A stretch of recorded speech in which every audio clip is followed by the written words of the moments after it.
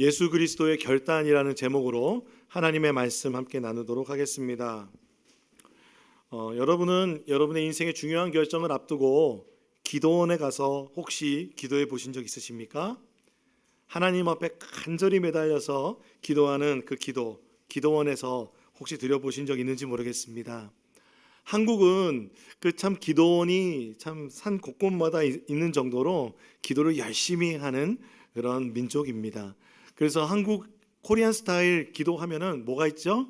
예, 주여 삼창이 있습니다. 외국에선 주여 주여 주여 세 번 안 부릅니다. 근데 우리는 주여 주여 주여 주여 삼창 부르면서 간절히 기도합니다. 그리고 기도할 때 우리는 통성 기도라는 기도가 있습니다. 통성 기도는 무엇입니까? 목소리를 내서 마음을 다해서 주님 앞에 주님께 기도합니다. 뿐만 아니라 우리가 기도원 영성도 있는 것 같습니다. 기도원 영성을 할 때 우리가 그런 얘기 들어보셨습니까? 나무 뿌리 뽑아봤냐? 밤새면서 나무 뿌리 뽑아야 되지 않겠냐? 그렇게 기도하는 기도가 우리에게 있었던 것 같습니다. 그런데 우리가 그렇게 우리 대한민국 우리 한민족이 그렇게 열심히 주여 3번 부르고 주여 삼창하고 통성 기도하고 나무 뿌리 붙잡으면서 나무 뿌리 뽑을 때까지 기도원 가서 기도했던 이유가 무엇입니까? 아마 그만큼 살기 힘들어서, 그만큼 내 삶의 문제가 나의 힘과 능력으로는 해결되지 않는다는 그 사실을 알기 때문에 내가 아무리 성실하게 삶을 산다고 해서, 내가 가지고 있는 방법으로 어떤 방법으로 한다고 해도 나의 힘과 능력과 경험으로는 이 문제를 해결할 수 없다고 우리는 알기 때문에 우리의 모든 것을 하나님께 거는 겁니다. 그래서 미래의 진로 주님께 맡겨드립니다. 하나님 인도해 주옵소서. 주님, 나의 질병을 치유하여 주옵소서. 하나님, 나의 가족을 구원하여 주옵소서. 하나님, 내가 주님의 길을 가고자 합니다. 그런데 주님, 주님의 뜻을 알기를 원합니다. 나의 사명에 응답하여 주옵소서라고 우리는 더욱 간절히 기도할 수밖에 없는 것을 고백합니다. 제 인생에 있어서도 기억나는 2번의 기도원이 있습니다. 한 번은 태백에 있는 예수원입니다. 그 예수원에 가서 기도를 했는데요. 여러분 예수원 들어보셨나요? 예수원. 그곳에서 기도를 하는데요. 군대를 제가 제대하고 나서 제가 군대를 좀 늦게 갔어요. 대학교 3학년 마치고 군대를 갔습니다. 그러니까 제대하고 나면은 4학년인 거예요. 생각해 보니까 시간이 너무 없어요. 복학해서 적응하면은 그냥 졸업인 거예요. 내가 왜 이렇게 군대를 갔을까? 그러면서 주님, 나의 삶이 앞으로 어떻게 될지 정말 모르겠습니다. 하나님, 내가 주님 앞에 기도해야겠습니다 라고 생각하고 10월에 제대를 하고 무작정 태백에 있는 예수원으로 책 몇 권 들고 들어갔습니다. 근데 예수원은요, 노동은 기도다라고 되어 있어요. 그래서 노동도 이제 선택해서 할 수 있고 수도원적 영성이기 때문에 같이 항상 식사를 해요. 밥을 다 같이 먹어요. 그리고 이게 서로 나눠서 먹어요. 그렇기 때문에 배부르게 먹을 수가 없어요. 그 배고픈 배를 부여잡고 기도하는 그 곳에 가서 열심히 주님 앞에 간절히 기도하였습니다. 한 2박 3일 동안 기도했던 것 같습니다. 근데 그 기도의 응답이었는지 하나님께서는 저를 1997년 예수전도단의 그 부흥 콘서트 콰이어로 참여할 수 있는 기회를 주셨습니다. 콰이어로 참여하면서 매주마다 토요일마다 아침부터 오후까지 찬양하고 그리고 그 콘서트 연습을 했습니다. 여러분 부흥이라는 CD를 들어보셨습니까? 고영원 선교사님이 하나님 앞에서 이 나라 이 민족을 품으면서 또 통일을 위해서 또 북한 땅을 바라보면서 이 한민족을 위해서 하나님께서 주신 곡들을 그 열방을 위해서 이렇게 만들어진 CD입니다. 앨범입니다. 그 콘서트를 통해서 한국 교회는 그때 당시에 IMF를 맡고 있었던 어려운 시기에 하나님 앞에 기도하기 시작하였습니다. 하나님 앞에 기도하면서 1997년에도 그 콘서트가 있었어요. 조그만 규모로 연세대에서 했었거든요. 그리고 나서 그 다음에 1998년에 올림픽 체조 경기장에서 부흥 콘서트가 있었습니다. 그때 저는 학생으로서 그곳에 콘서트에 참여하면서 제가 콰이어 반장했습니다. 도시락 챙겨주고 그리고 도시락 치우고 그리고 뒤에서 열심히 찬양했습니다. 얼마나 좀 아무도 알아주지도 않죠. 앞에서 마이크 드는 게 아니었어요. 뒤에서 찬양하는 거였어요. 그렇게 하나님 찬양하면서 기도할 때 하나님께서 저에게 큰 도전을 주셨습니다. 그러면서 하나님께서 저를 전임 사역자의 삶으로 헌신하는 길을 인도하여 주셨고 그 삶을 살게 하여 주셨습니다. 그게 첫 번째 간절한 내 삶 가운데 기도였다면, 두 번째 기도는 이렇게 사역을 시작하고 나서 하나님 앞에 제가 번아웃 되었습니다. 한 9년, 한 10년 정도 사역을 하고 나니까 제가 다 타버린 것 같았어요. 그리고 앞으로 내가 이 사역을 계속 해야 될지, 안식년을 가져야 될지에 대한 고민을 하게 되었습니다. 그때 하나님께서 저에게 그 도전을 주셨어요. 그래서 아내와 함께 아이들과 함께 금식 기도원에 들어갔습니다. 금식 기도원에 들어가서 그때가 2007년이었는데요. 지금 꼭 10년째 되는 해입니다. 아침과 점심과 저녁마다 있는 예배에 참석해서 기도하고 하나님 앞에 금식도 하고, 금식은 많이 하진 못했습니다. 솔직히 해야 되니까요. 그리고 금식 기도원에 밥이 맛있습니다. 왜 금식 기도원에 밥을 맛있게 해주시는지 저는 아직도 의문이지만 그러나 힘을 내서 기도했습니다. 그렇게 기도하면서 아내와 저에게 하나님께서 주셨던 마음이 있었습니다. 안식년을 지내는 것보다 하나님께서 지금 계획하시는 그 사역이 있고 하나님께서 조금 더 저에게 그 일을 하고자 하는 마음을 듣고 내려왔습니다.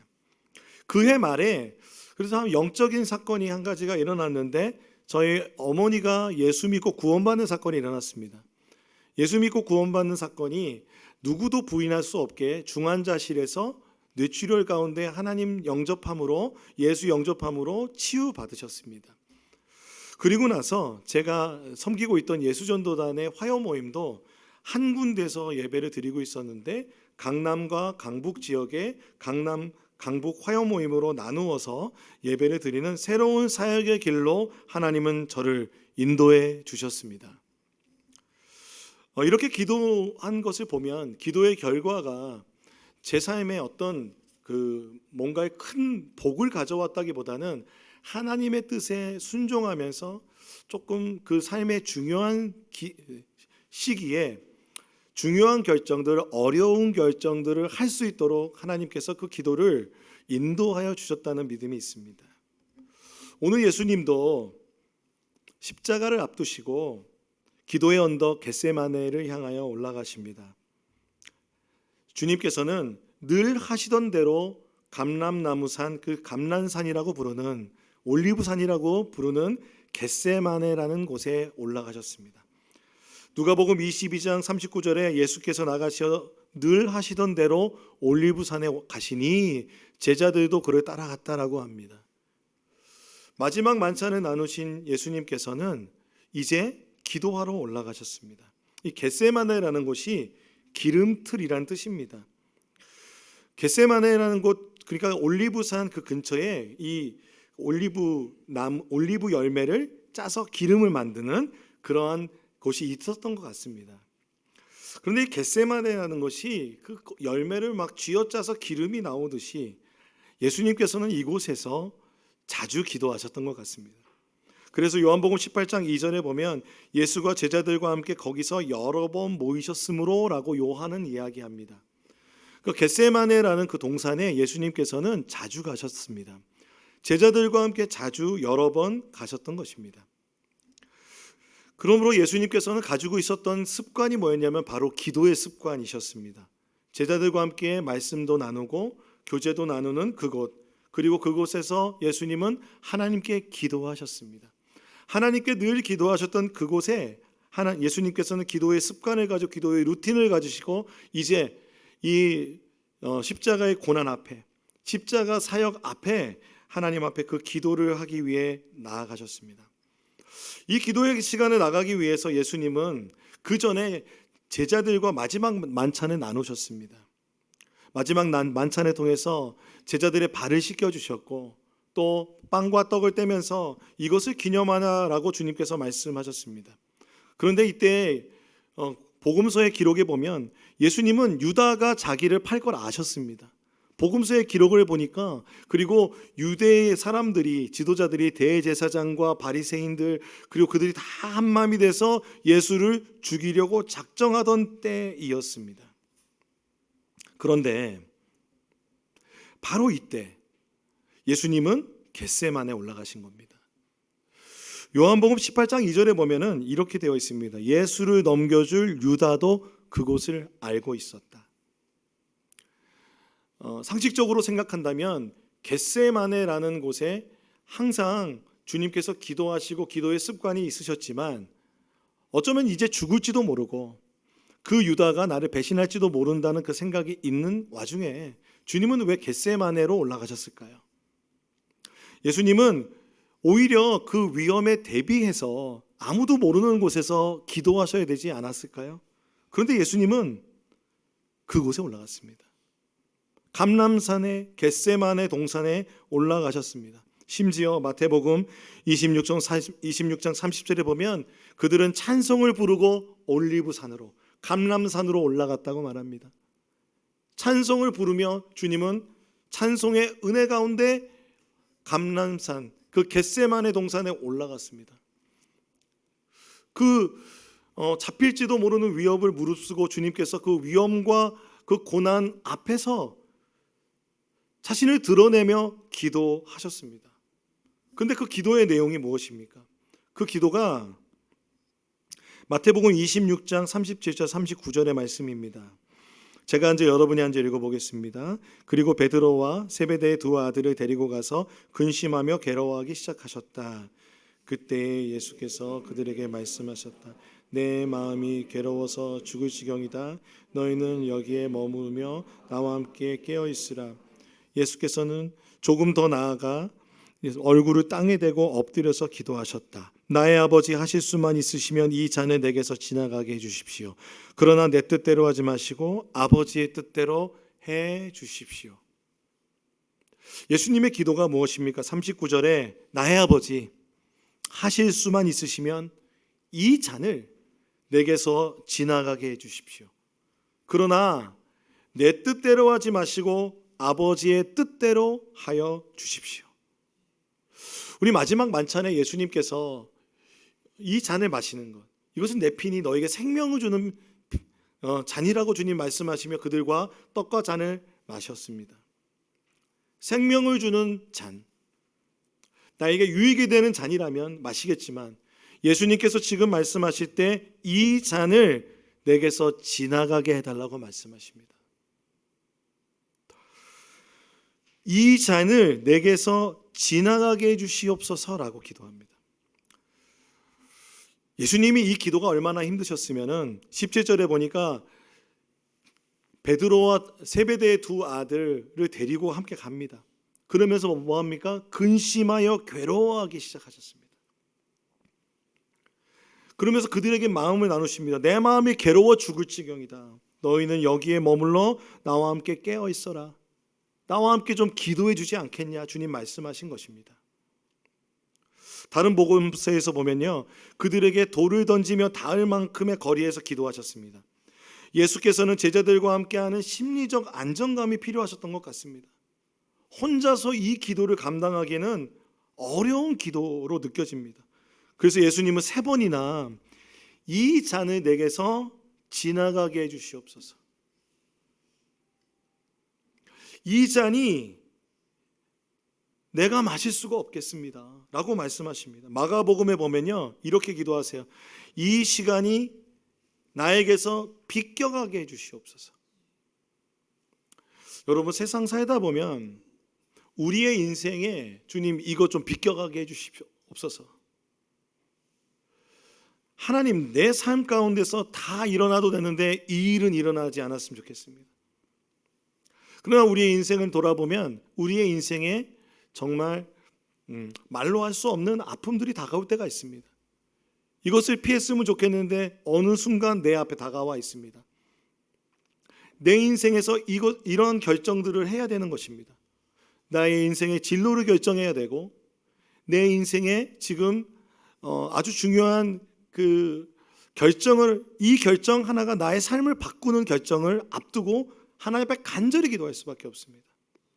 나의 가족의 생계를 위해서, 또한 나의 가족의 건강을 위해서, 또 나의 건강을 위해서 기도할 때 우리의 그 기도는 간절할 수밖에 없습니다. 그럴 때 우리가 하나님 앞에, 우리 한국 사람들이 통성 기도하고 주여 부르는 이유가 무엇입니까? 하나님께서 정말 이 모든 아픔들에서 우리를 구원해 주시기 위해서 기도합니다. 때로는 그 간절한 기도는 하나님의 뜻을 구하는 기도보다는 하나님 내 사정을 알아주었으면 하는 탄원의 기도입니다. 그 탄원의 기도, 아픔의 기도, 우리는 때로 신앙생활하다 보면 이 탄원의 기도와 아픔의 기도가 우리가 드려야 되는가, 하나님 다 아시는데 내가 이렇게 기도하면 하나님께서 나를 이해해 주실까, 하나님 내 기도를 기뻐하실까라고 고민할 때가 있습니다. 그러나 오늘 예수님께서는 겟세마네 언덕에서 기름틀을 짜듯이 마음에 괴로워 죽을 지경으로 이 잔을 옮겨달라고 하십니다. 왜 그럴까요? 그 잔은 심판과 진노의 잔이기 때문에 그렇습니다. 여러분, 세상의 영웅들은 이런 나약한 모습을 보이지 않지 않습니까? 신화와 전설을 보면 출정하면서 멋지게 연설을 하면서 나아갑니다. 여러분, 대통령 출마하면서 연설 한번 삐걱거리면 그 사람 대통령 될 수 없습니다. 세상에서 사람들에게 인정받고 지도자가 되고 왕이 되려면 여러분, 그 한 번의 연설이 그 사람을 좌지우지합니다. 그런데 오늘 예수 그리스도께서 십자가의 그 사건 앞에 가장 나약한 모습을 보이고 계십니다. 예수님 너무 기도하는 게 너무 힘드셔서 누가복음 22장 43절 45절에 보면 그때의 천사가 하늘로부터 그들에게 나타나셔서, 예수님께 나타나셔서 힘을 복돋아 드렸다. 기도하는데 너무 힘이 든 거예요. 예수께서 고뇌에 차서 더욱 간절히 기도하시니 땀이 핏방울이 되어 땅에 떨어졌다. 여러분, 식은 땀을 흘리면서 기도해 보신 적 있습니까? 정말 내 앞에 이 문제를 가지고 하나님 앞에 간절함으로 주님 앞에 그렇게 기도하는 그 기도 예수께서 드리셨던 겁니다. 근데 기도를 드리고 일어나니까 제자들에게 와 보니까요, 다른 복음서에서는 제자들이 좀 이렇게 철없이 졸고 잠들었다 이렇게 생각하는데, 누가복음은요 그들이 슬픔에 지쳐서 잠들었다고 말합니다. 예수님의 그 기도가 얼마나 간절했으면, 그 예수님의 마음의 그 괴로움이 얼마나 표현이 됐으면 제자들은 그 슬픔에 지쳐 함께 잠이 들었습니다. 예수님께서 이 잔을 옮겨달라고 말할 때 이 잔은 구약에서는요 하나님의 심판과 진노에 대한 상징입니다. 시편 75편 8절에 보면 주님은 거품이 이는 잔을 들고 계신다. 잔 가득히 진로의 향료가 섞여 있다. 이 잔에서 따라주시면 이 땅의 악인은 모두 받아 마시고 그 찢기까지도 핥아야 된다. 하나님께서 잔을 들고 계신데 이 잔을 쏟으면 진노가 임하는 거예요. 그래서 이사야서 51장 17절에 보면 이렇게 이사야는 이야기합니다. 깨어라 깨어라 일어나거라 너 예루살렘아, 너 주님의 손에서 그 진노의 잔을 받아 마신 예루살렘아, 비틀거리게 하는 잔을 내가 바닥까지 다 들여 마셨다. 그들의 죄가 얼마나 심각한지 잔을 들이 마셨다는 것입니다. 예수께서 이 땅에 오셔서 인간의 모습으로 오셨습니다. 많은 사람들은 예수님이 정말로 사람의 모습으로 오셨을까? 우리가 그 신앙생활하면서 질문하는 경우가 많습니다. 많은 사람들이 그렇게 묻지 않습니까? 정말 하나님이 예수의 모습으로 이 땅에 오셨냐? 어떤 사람은 예수님이 성인 중에 한 명이다 그러면 내가 믿겠지만 하나님이라면 안 믿겠다. 부활을 어떻게 하느냐? 또는 어떤 사람은 하나님이라면 부활할 수 있겠지만 어떻게 인간이 될 수 있느냐라고 말을 합니다. 그러나 예수님께서는 태초부터 계신 하나님으로서 성부 성자 성령 하나님으로 이 땅에 아기의 모습으로, 인간의 모습으로 오셨습니다. 인간의 모습으로 오신 이유가 무엇이냐면 바로 이 잔을 감당하시기 위해서 오셨습니다. 하나님의 심판과 이 진노의 잔을 감당하기 위해서 오셨습니다. 그런데 그것을 아시고 이 땅에 오신 예수 그리스도께서 이제 십자가를 눈앞에 두고 십자가를 지시면 됩니다. 십자가의 고난을 당하고 십자가에서 죽음을 겪고 죽음을 밟고 일어나서 부활하시면 주님의 구원이 임합니다. 하나님의 구원이 임합니다. 그런데 예수님은 온전히 인간의 모습으로 오셨기 때문에 그 순환과 고난의 아픔을 아신 겁니다. 느끼신 겁니다. 내가 감당해야 되는 이 일이 여러분 하나님이라는 존재로서 만약에 이것을 감당한다면 넉넉히 감당하겠죠. 아프지도 않고. 어떤 사람은 그렇게 얘기해요. 잠깐 이렇게 고난 당했다가 그냥 넉넉히 받고 그리고 다시 하나님이 들어가셨다. 이렇게 설명하는 사람들 많습니다. 아니요. 주님은 아기의 모습으로 오셨습니다. 인간의 희노애락을 다 겪으셨습니다. 왜 그러셨을까요? 그리고 지금 이 기도 앞에 그 고통과 괴로움에 기름틀을 짜듯 겟세마네에서 기도하시는 이유가 무엇이겠습니까? 하나님께서 들고 계신 그 진노의 잔, 그리고 그 심판의 잔이 부어질 때 인간이 당할 고통과 괴로움과 아픔을 주님은 아신 것입니다. 채찍질 맞으며 사람들에게 조롱당하며 배반당하며 십자가 위에서 물과 피를 다 쏟는 것이 얼마나 아픈 일인지, 얼마나 감당하기 어려운 것인지 주님은 아시는 것입니다. 구약에서는요, 이 심판과 저주를 피하는 방법으로 주님께서 제시하신 것이 뭐냐면 속죄제사입니다. 속죄제사. 레위기에 보면요, 예배자가 어떻게 하나님 앞에 이 번제를 드리는지 나오는데요, 4절에 보면요, 제물을 가져온 사람은 번제물 머리 위에 자기 손을 얹어야 한다. 그래야만 그것을 속죄하는 제물로 받으실 것이다. 3절에 보면 흠없는 제물을 가져옵니다. 흠없는 제물을 왜 가져옵니까? 정결해야 되거든요. 제물은 정결해야 됩니다. 그렇기 때문에 동물에 흠이 없다는 것은 정결의 기준이에요. 그래서 그 동물의 그 제물에 머리에 손을 얹으면 나에게 임할 그 하나님의 심판과 진노가 그에게로 전가되는 겁니다. 그 제물에 전가되는 겁니다. 그 전가된 그 제물을 어떻게 해야 되냐면, 여러분, 제사장이 죽입니까? 예배자가 죽입니까? 우리는 구약의 예배법에 있어서 이것을 기억해야 됩니다. 제사장이 그 제물을 죽이지 않습니다. 이 제물을 죽여야 되는 것은 바로 그 사람입니다. 5절에 보면 그런 다음은 제물을 가져온 사람은 거기 주 앞에서 그 수송아지를 잡아야 하고 라고 되어 있습니다. 여러분, 동물 죽여보셨습니까? 바퀴벌레 한 마리도 우린 죽이기 어렵지 않습니까? 그런데 여러분, 어떻게 그 수송아지를 죽일 수 있겠습니까? 뿐만 아니라 6절에 보면 제물을 가져온 사람은 그 번제물의 가죽을 벗겨야 돼요. 직접. 그리고 고기를 저며놔야 됩니다. 여러분, 하실 수 있겠습니까?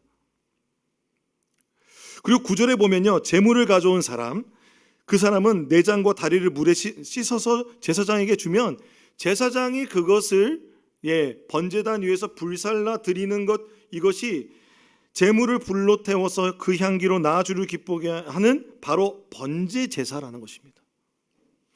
구약의 시대라면 우리에게 임할 이 심판과 저주를 위하여 제물을 가지고 하나님 앞에 나아가 제사를 드려야만 하나님을 만나고 예배할 수 있었다는 것입니다. 하나님의 자녀라면, 하나님의 백성이라면 이 제물을 드려 하나님의 거룩하라라고 말씀하신 그 말씀을 이루어야 되는 것입니다. 그런데 여러분, 이와 같이 여러분 사실은 제사라는 것은 우리가 상상하는 것처럼 그렇게 경건하고 그렇게 멋지고 뭔가 이렇게 엄숙한 그런 제도가 아닙니다. 속죄 제사, 이 번제의 제도는 피비린내 나는 겁니다. 동물의 죽음의 울음소리가 있는 겁니다. 여러분이 보면 놀라실 겁니다. 그러므로 제사를 드리기 위해 들어가면 그 안에는 피비린내가 나고 타는 장작 냄새가 가득한 의식인 겁니다. 여러분, 예수님께서 그 심판과 진노를 우리가 받아야지만, 내가 받아야지만, 예수님께서는 그 심판과 진노를 대신 지시기로 결정하셨습니다. 이사야서의 말씀대로 고통받고 고난받는 종으로서 십자가의 그 모든 저주와 심판을 다 받아서 주님께서 대가를 치르시기로 결정하신 것입니다. 그러나 그것은 절대로 쉬운 것이 아닙니다. 우리가 상상할 수도 없는 고통인 것입니다. 그러므로 주님은 이 잔을 옮겨달라고 3번이나 기도하신 것입니다. 그런 예수님이 우리의 마음 이해 못해 주실까요? 좀 더 잘 기도해야지라는 마음 있잖아요. 우리가 하고 싶은 기도 뭐였습니까? 예수님, 하나님의 마음 딱 알아서 기도하고 싶잖아요. 그런데 사실 우리가 그렇지 못할 때 있어요. 씨는 밖에 나오지 않고 내 마음에 있는 그 모든 아픈 쓴뿌리가 다 나오면서 하나님께 탄원할 때 예수님께서 내가 그 마음 알지. 내가 겟세마네에서 그렇게 기름 짜듯이 내가 기도했어. 내가 너와 함께 할게. 내 제자들은 좀 졸았지만 나는 너와 함께 있을 거야. 난 졸지도 않고 쉬지도 않는 하나님이야.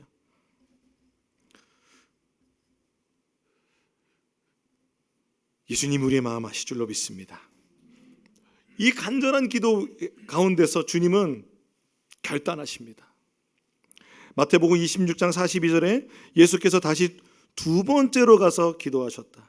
나의 아버지, 내가 마시지 않고서는 이 잔이 내게서 지나갈 수 없는 것이면 아버지의 뜻대로 해 주십시오.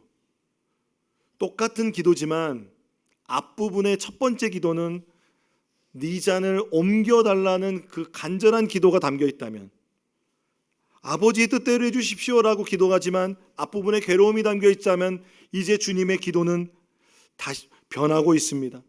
내가 마시지 않고서는 이 잔이 내게서 지나갈 수 없는 것이라면 아버지의 뜻대로 해 주십시오. 하나님 아버지의 뜻, 하나님 아버지의 그 마음이 그것이면 주님, 내가 그렇게 순종하겠습니다.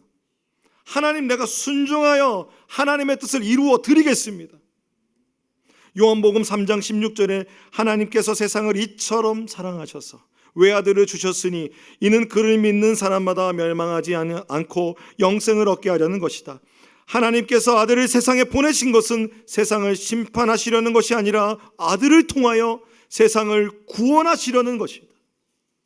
예, 하나님 아버지, 이 세상을 구원하시려는 것이군요. 이 심판과 진노의 이 엄중한 잔을 내가 마셔서 세상을 구원할 수 있다면 주님 아버지의 뜻을 이루어 주옵소서.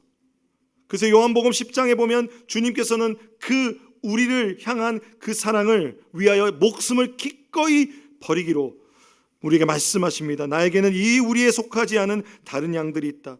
나는 그 양들도 이끌어와야 한다. 그들도 내 목소리 들을 것이며 한 목자 아래서 한 무리 양떼가 될 것이다.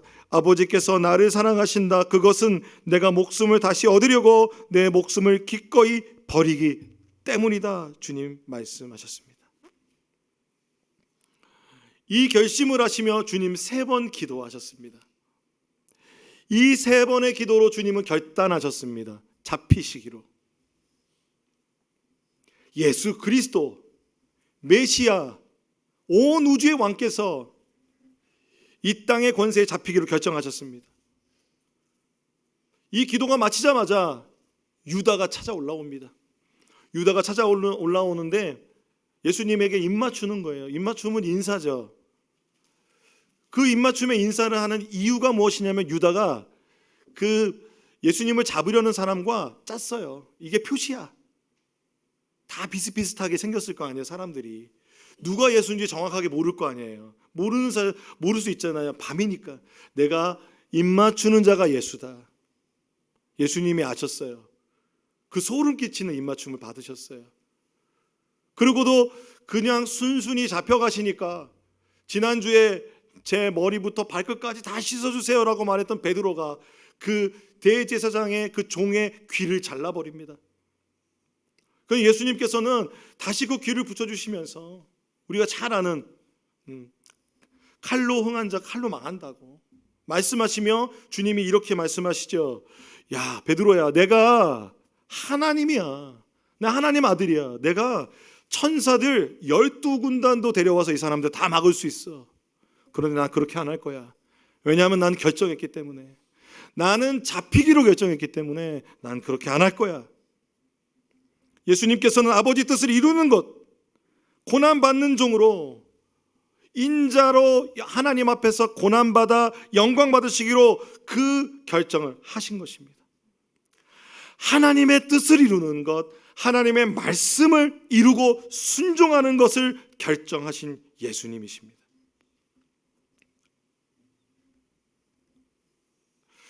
그러므로 여러분, 예수님이 잡히시기로 결정하지 않으면 그들은 예수님 사실 잡을 수 없습니다. 마태복음에 보면 그때에 예수께서 무리에게 말씀하셨다. 너희는 강도에게 하듯이 칼과 몽둥이를 들고 나를 잡으러 왔느냐? 내가 날마다 성전에서 앉아서 가르치고 있었건만 너희는 내게 손을 대지 않았다. 그러나 이 모든 일이 이렇게 되게 하신 것은 예언자의 글을 이루려고 하신 것이다. 그때의 제자들은 모두 예수를 버리고 달아났다. 예수님 잡히실 때 제자들 다 달아났어요. 옆에서 졸다가 자다가 달아났어요. 얼마나 안타까운 일입니까? 근데 왜 예수께서 그 유다도 아는 겟세마네에서 잡히셨을까요? 이 말씀이 지금 우리가 읽은 마태복음 말씀이요, 스가랴서 13장 7절의 말씀이 그대로 일어났어요. 가라, 깨어서 일어나서 내 목자를 쳐라. 나와 사이가 가까운 그 사람을 쳐라. 나 만군의 주가 하는 말이다. 목자를 쳐라. 그러면 양떼가 흩어질 것이다. 나 또한 그 어린 것들을 칠 것이다. 이 말씀과 같이 겟세마네 동산에서 이 작은 이 한 절의 말씀까지도 예수님은 이루고 계십니다. 우리가 하는 기도가, 그 탄원의 기도와 간절한 기도가 하나님의 뜻과 맞아지기를 소망합니다. 하나님의 말씀과 함께, 하나님의 뜻과 함께 되어 우리가 어떤 대가라도 지불할 수 있는 순종이 되기를 소망합니다. 제 인생의 2번의 기도원, 그것은 영광의 자리는 사실 아니었던 것 같습니다. 헌신의 자리였습니다. 그러나 그것을 기도하며 결정할 수 있었던 것은 바로 예수님의 은혜입니다. 예수께서 먼저 그 길을 가셨기 때문에 저도 그 길을 갈 수 있었고, 여러분도 하나님 앞에서 그 고통과 고난 가운데 하나님 아버지, 그 하나님 아버지의 뜻이 내 삶 가운데 이루어 달라는 그 기도 하나님께 드려지고, 그리고 그 삶을 살아내는 여러분이 되시기를 소원합니다. 그래서 예수께서 이 결단을 하시면서 우리에게 주신 자는 무엇입니까? 마태복음 26장 26절 28절에 그들이 먹고 있을 때에 예수께서 빵을 들어 축복하신 다음에 떼어서 제자들에게 주시고 말씀하셨다. 받아서 먹어라. 이것은 내 몸이다. 또 잔을 들어서 감사 기도를 드리신 다음에 그들에게 주시고 말씀하셨다. 모두 돌려가며 이 잔을 마셔라. 이것은 죄를 사하여 주려고 많은 사람을 위하여 흘리는 나의 피, 곧 언약의 피다. 주님 말씀하셨습니다. 주님은 진노의 잔을 마시고 우리에게 생명의 잔을 나누어 주시는 하나님이십니다. 그 하나님의 은혜로 우리가 오늘 하루도 살아가길 원합니다. 주님은 우리의 인생의 아픔을 아십니다. 주님은 우리가 겪는 거절감을 아십니다. 우리가 겪는 그 배반을 아십니다. 예수님은 그 십자가를 지실 때 거뜬하고 넉넉하지 않았습니다. 우리의 삶의 인생의 무게, 우리의 삶의 인생의 무게가 십자가와 같이 무거울 때 주님은 이해하여 주실 줄로 믿습니다. 주님은 그리고 우리에게 우리의 삶 가운데에 그 삶을 하나님 말씀대로 살려고 할 때에 주님은 우리에게 하루하루 살아갈 힘을 주실 줄로 믿습니다. 그리고 그 예수의 제자들이 겟세마네 동산에 함께 있었던 것처럼 우리의 그 간절한 모든 기도 가운데 끝까지 함께하여 주실 줄로 믿습니다. 공감하여 주시고 함께하여 주시고 긍휼히 여겨주시고 사랑하여 주실 줄로 믿습니다. 우리 앞에 닥친 그 모든 어떠한 문제라도 고난이라도 하나님께서 우리에게 주실 그 영광을 알기에 예수님을 따라 하나님의 뜻에 순종하는 기쁨, 하나님의 뜻에 순종하여 얻는 영광을 누리는 사순절 기간이 되기를 소망합니다.